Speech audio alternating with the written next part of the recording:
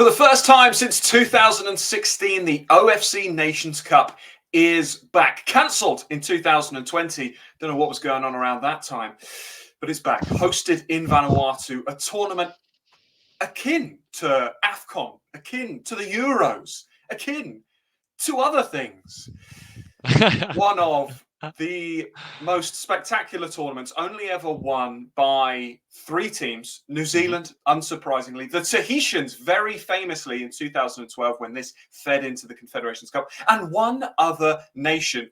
Viewers, who do you think that is? We will let you know at the end of the video, so get those comments down. Who is the only other side, other than New Zealand and Tahiti, to win the OFC Nations Cup? But let's get back to 2024. Ryan, we've already seen the qualifiers.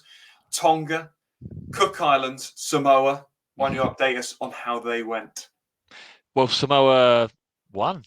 They did. That was really underwhelming, wasn't it? Samoa played 2-1-2 and secured their spot, the 8th spot in the 2024 OFC Nations Cup. Mate, that question you've asked, I'm like, I think I know the answer, but I'm sort of, I don't know. You'll find out. Yeah, I look forward to that.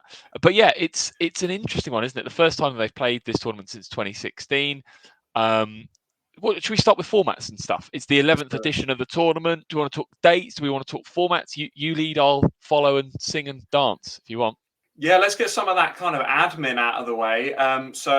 8 teams qualified the tournament to be played between the 15th and the 30th of June 2024. So similar sort of time to when the Euros, of course, is being played. And actually, according to what we are seeing on the best source on the internet, Wikipedia, it will be streamed on FIFA Plus, similar to the FIFA series that they had. Hopefully, I mean, obviously, at times of the day that don't suit us particularly in the UK, but I'm sure some people out there will be in better suited time zones and will be wanting to watch these games. Dude, speak for yourself, man. That means we, in theory, could have a full day of like Euros action and then come the evening, switch over FIFA Plus to OFC. That's cool. I didn't know they were streaming that on FIFA Plus. Although actually, saying that, I'm going to go off a slightly bizarre tangent. Although not that bizarre because I'm still going to talk about Oceania. I noticed on Twitter that there is an OFC, is it like an under-19s tournament going on at the moment? And that's being streamed on FIFA Plus. Because I remember mid-scroll, I was like, who on earth is what? I mean, fair play, but who is watching that? Whereas, at least with OFC Nations Cup, there will be some strong viewership because there is an awful lot of football fans from this region that are going to be tuning in. Because this is, as you said, I don't think people maybe clock how big this is. Nations Cup, OFC Nations Cup is their version of the Euros, their version of AFCON. So it's huge in that region. Now, as you said, we have 8 teams. We have got 2 groups of 4. We've already touched on the fact that Samoa have qualified to be the 8th team, but who else makes up the tournament? Well, in Group A, we have New Zealand, we have Solomon Islands, we have Newcastle, and we have Vanuatu. That's a stacked group, by the way. And then in Group B, we have Papua New Guinea, we have Tahiti, we have Fiji, and then the qualification winners, Samoa. They play each other once in the group. Mate, please do correct me if I get this wrong, BT. No, it's like World Cup round robin, yeah. Cool, yeah, they play each other once. The top 2 then go through to the semi-finals. The winner of those go through to the final, and then obviously the winner of the final wins the OFC Nations Cup. Now, the semi-finals are, sorry, I should have mentioned, the semi-finals are single-legged, right? Again, correct me. That's right. What I'm looking at, yeah. Single-legged semi-finals into the final. Sorry, this is a little bit. You can tell this is at the end of the day Friday, and we both had really busy working weeks, but it is what it is. You're here with us, and don't forget to like and subscribe. Great content. Now, I've got a couple of things to throw back at you, my wonderful amigo. The winner of this used to get a Confederation Cup spot. Is there any sweet perks to the winner, or is it just eternal glory? From what I can see, it's just eternal glory. Which I think people will take. I think people will take that. I think you'll take that. I do love, you mentioned it already, but I love the Tahiti story and how they ended up in the Confederations Cup. And yeah, they had a tough time there, but they did score famously against Nigeria. And I remember being on holiday, watching the Confederations Cup and watching Tahiti in it, and just thinking, wow, this is amazing. Yeah, I remember it so well, and we're talking 2013 Confed Cup now. Tioni Teo? Tioni Teo played, but do you remember Stevie Chong Hui was the really good winger? He got signed off the yeah. back of that, the Tahitian Stevie Chong Hui.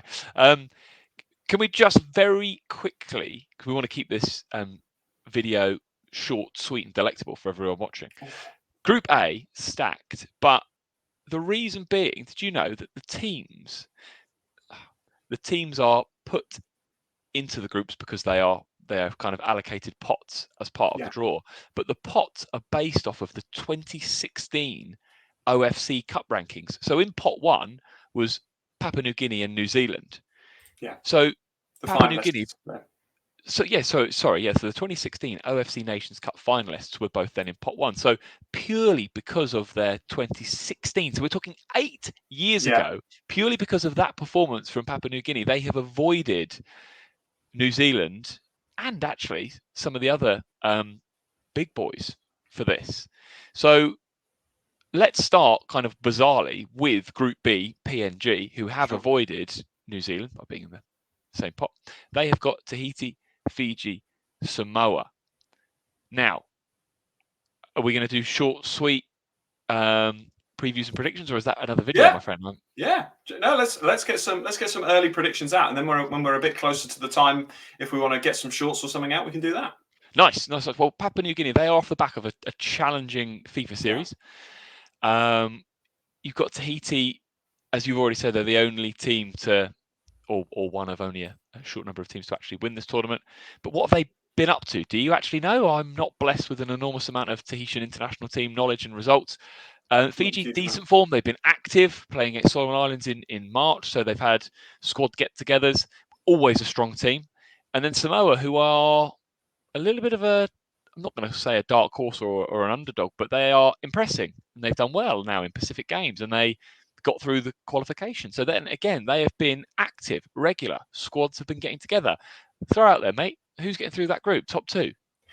It's such a tricky group to decide. Both actually are, which is quite good, because sometimes you can look at this region and be like, oh yeah, well, Solomon Islands are playing Tonga, so they'll win that and go through. It's a tricky one. I mean, I do think if Samoa do get out of the group, then that's just incredible. Their rise across the past year with them been incredible. I do think they'll go out. I do think they'll go. I just don't think they're strong enough across those games. I think that Fiji will go through. I'd be surprised if they didn't. Krishna's participation, should make a huge difference. Again, with these teams, I believe he's playing. He played in March against the Solomon Islands. He'll play, man. He'll play. He has been known to sometimes have to fly back to India for club football. He should play. He should play, and I think Fiji will go through. And PNG, we still don't know if they're going to be with or without some of their key players. You look at the squad that played in the FIFA series. There were a couple of names missing that you'd expect to sort of see there. Obviously, the Komolongs still not back. Haven't really played for a long, long time now. They're huge additions anytime they're in the squad. So I think it really depends on what that squad is. I think Tahiti are a decent side. I think I'd say Fiji, Tahiti would be my. Have they been active though? Have they been active? No. I'd say those two as well. I think PNG are slightly on the decline with the older experienced squad now potentially. But hey, we shall see. They've still got a lot of experienced players there, but the squads have been weird that they've been coming with. I'd go Fiji, Tahiti off the bat, mate. Let's talk about Group A, because again, New Zealand, Solomon Islands, Newcastle, Vanuatu. Now New Zealand, incredibly strong, the strongest team in this region by far, as everybody knows. Solomon Islands, who you'd say, second strongest, but been indifferent. Managers leaving. Do we know who's coming in? I don't. I haven't heard anything. I haven't seen anything. Newcastle massively improving in recent international breaks. Younger squad coming through. But again, have they been active? I've not seen much about Newcastle across the last couple of international breaks. And then Vanuatu, tough FIFA series, but they've had a tough FIFA series, but you can't say that they've had good tests ahead of this tournament. So again, tricky to call. How do you see it going? One is relatively easy, and that's Yeah. going to be New Zealand. And then you've got a real toss-up. I think it's a bit of a shame, right? So this tournament's hosted in Vanuatu, which is sensational. It's fantastic. It's brilliant. I love it. I think they'll struggle to get out of the group. Do you think? I think so. I think that the crowd, the home crowd. It's true. It's true. Sorry, I could be wrong. I've just got the crowd. And you make a valid point. They just need to get that Vanuatu B side involved. I know, yeah. Honestly, if they came with two teams, I'd say they were going to win it. But the fact that they've just got the Vanuatu A team, who of course kind of was it Bhutan they lost to, or Brunei? Brunei. I can't remember. I get confused between the two. Yeah, they lost to one of them. They both play in the same color kit, and it begins with B. Anyway, I don't know. New Cal, they did win gold at the Pacific Games. They did. New Caledonia. Solomon Islands, maybe a new manager will give them a boost.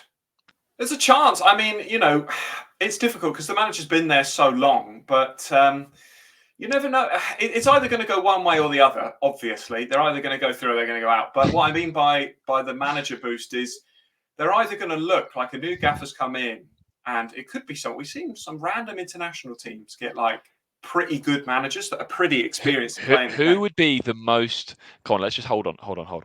Who would be the most random, hilarious manager to get the Solomon Islands manager job? And how realistic is the answer? Is the answer Tony Pulis? There is definitely an argument for Pulis. I will say Mourinho's out of work at the minute.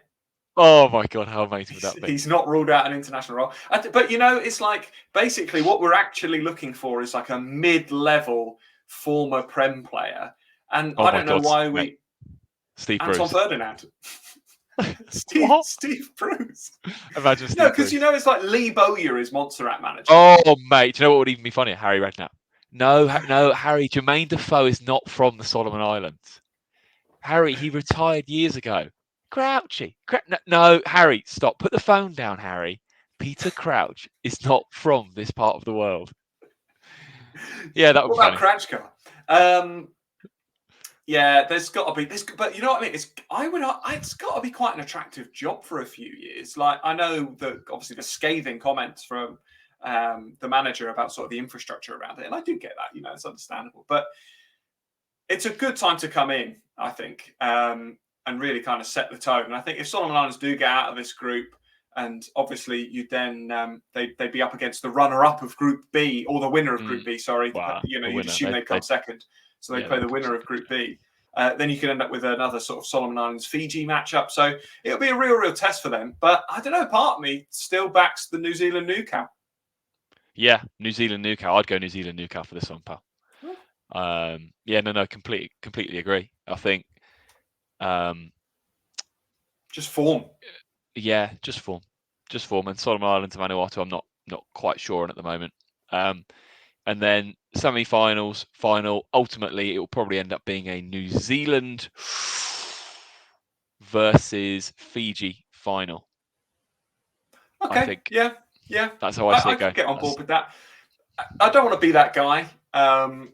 New Zealand are going to win. New Zealand are going to win this. Sorry, viewers. I'm sorry about him. He's always like this. I try and. I hate to be pessimistic.